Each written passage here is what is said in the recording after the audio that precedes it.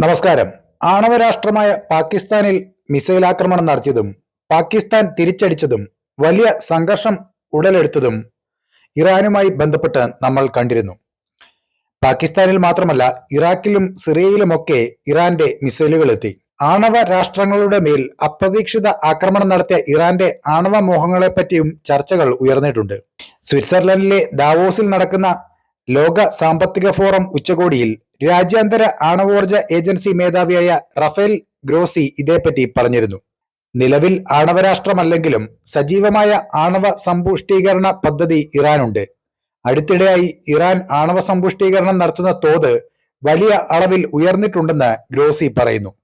Weapons grade uranium എന്ന തലത്തിന് വളരെ അടുത്താണ് ഇറാനെന്നും ഗ്രോസി പറഞ്ഞു.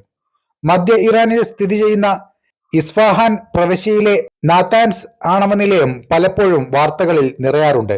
യുറേനിയം സമ്പുഷ്ടീകരണ പ്ലാന്റായ നതാൻസിന്റെ വിസ്തൃതി 1,00,000 ചതുരശ്ര കിലോമീറ്ററാണ്. ഏകദേശം 19,000 സെൻട്രിഫ്യൂജുകൾ ഇവിടെയുണ്ടെന്നാണ് കണക്ക്. 2015 ഉടമ്പടിയെ തുടർന്ന് നിർത്തിവച്ചിരുന്ന യുറേനിയം സമ്പുഷ്ടീകരണം പിന്നീട് ഇറാൻ വീണ്ടും തുടങ്ങിയിരുന്നു. ഈ നിലയത്തിൽ സൈബർ ആക്രമണങ്ങളും സ്പൈവെയർ ഉപയോഗിച്ചുള്ള വൈദ്യുതി മുടക്കവും നടന്നത് വലിയ വാർത്തയായിരുന്നു. ചില സ്ഫോടനങ്ങളും ഇവിടെ നടന്നിട്ടുണ്ട്. ഇതിനു പിന്നിൽ ഇസ്രയേലി ചാരസംഘടനയായ മൊസാദ് ആണെന്നും അഭ്യൂഹങ്ങൾ ഉയർന്നിരുന്നു. ഇസ്രയേൽ വികസിപ്പിച്ച സ്റ്റക്സ്നെറ്റ് എന്ന കുപ്രസിദ്ധ വൈറസിന്റെ ആക്രമണങ്ങളിൽ പകുതിയിലേറെ ഇറാനിലായിരുന്നു നടന്നത്. ഈ ആക്രമണങ്ങളിൽ പലതിന്റെയും ലക്ഷ്യം ഇറാന്റെ ആണവ സമ്പുഷ്ടീകരണ നിലയങ്ങൾ ആയിരുന്നുവെന്നതും ശ്രദ്ധേയമാണ്. ഇത്തരത്തിൽ 2021 നടന്ന ആക്രമണം ലോക ശ്രദ്ധ നേടിയിരുന്നു. നതാൻസ് ആണവ നിലയത്തിന് 2010 ഇന്റർനെറ്റുമായി യാതൊരു ബന്ധവുമില്ലായിരുന്നു. നിലയത്തിലെ കമ്പ്യൂട്ടറുകളെല്ലാം ഒരു സ്വകാര്യ നെറ്റ്വർക്ക് വഴി കണക്റ്റഡ് ആയിരുന്നെങ്കിലും അട്ടിമറികൾ ഭയന്ന് ഇവയെ ഒന്നും സൈബർ ലോകവുമായി ബന്ധിപ്പിച്ചിരുന്നില്ല. എന്നാൽ ഇസ്രയേലി ചാരസംഘടനയായ മൊസാദിന്റെ തന്ത്രപരമായ പദ്ധതിയിൽ ഒരു ചാരൻ നിലയത്തിനുള്ളിൽ കടന്ന് തന്റെ കയ്യിലുള്ള പെൻഡ്രൈവിൽ നിന്ന് നിലയത്തിലെ കമ്പ്യൂട്ടർ സംവിധാനത്തിലേക്ക് വൈറസിനെ കടത്തുകയായിരുന്നുവെന്നാണ് കരുതപ്പെടുന്നത്. അകത്തു കയറിയ വൈറസ് ദീർഘനാൾ ഉറങ്ങിക്കിടന്നു. നിയോഗം വന്നെത്തുന്നതും കാത്ത് അകത്തു കയറിയ വൈറസ് ദീർഘനാൾ ഉറങ്ങിക്കിടന്നു. ഒടുവിൽ അത് സംഭവിച്ചു. ഒരു ദിവസം വൈറസുകൾ ഉണർന്നെഴുന്നേറ്റു. നിലയത്തിന്റെ സംവിധാനങ്ങളെല്ലാം സുഗമമായ രീതിയിൽ തന്നെ പ്രവർത്തിക്കുന്നുണ്ടെന്ന് ഇറാനിയൻ അധികൃതരെ വൈറസ് തെറ്റിദ്ധരിപ്പിച്ചു. അതിനൊപ്പം തന്നെ തങ്ങളുടെ ഉടമസ്ഥർക്ക് നിലയത്തിന്റെ നിയന്ത്രണം നേടിക്കൊടുക്കുകയും ചെയ്തു അവർ.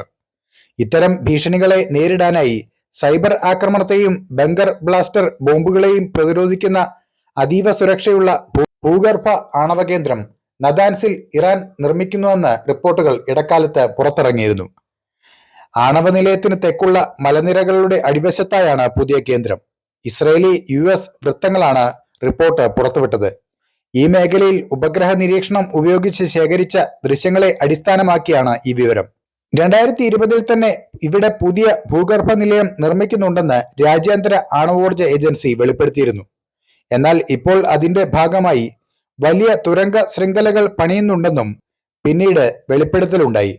1000-ഓളം സവിശേഷ സെൻട്രിഫ്യൂജുകൾ ഈ നിലയത്തിൽ ഇറാൻ തയ്യാറാക്കുന്നുണ്ടെന്നും ഇസ്രയേൽ ആരോപിച്ചിരുന്നു. ആണവ പദ്ധതികൾ വികസിപ്പിക്കാനുള്ള ഇറാന്റെ നീക്കം രാജ്യാന്തര ആണവോർജ ഏജൻസിയുമായുള്ള ഉരസലുകളിൽ കലാശിക്കുന്നുണ്ട്. അപ്പോൾ മറ്റൊരു വാർത്തയുമായി വീണ്ടും കാണാം. നന്ദി.